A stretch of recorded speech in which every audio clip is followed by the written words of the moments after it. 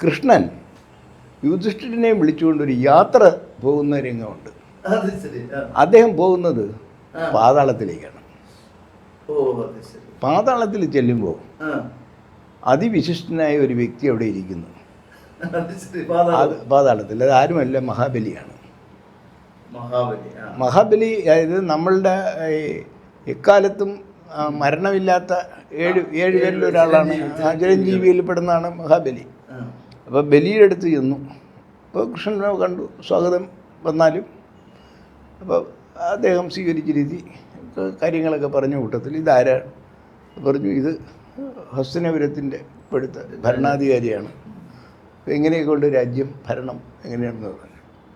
അപ്പം ധർമ്മപുത്രർ പറഞ്ഞു, 80,000-ലധികം പേർക്ക് ഞാൻ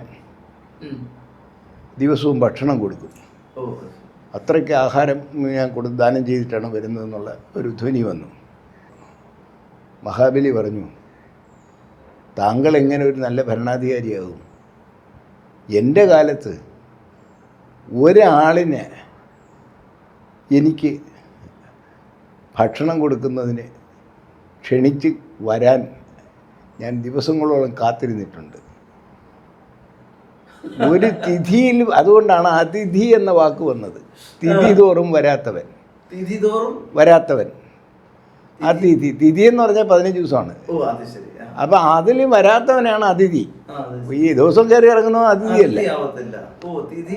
അപ്പം എൻ്റെ കാലത്ത് എല്ലാവർക്കും സംതൃപ്തിയാണ്, എല്ലാവർക്കും ജോലിയുണ്ട്, എല്ലാവരും ഓരോരുടെ കാര്യങ്ങളിൽ സംതൃപ്തമായ ജീവിതം നയിക്കുന്നതുകൊണ്ട് എനിക്ക് ഒരാളിനെ പോലും കൂട്ടാൻ പറ്റുന്നില്ല. ഞാൻ കാത്തിരിക്കാറുണ്ട്.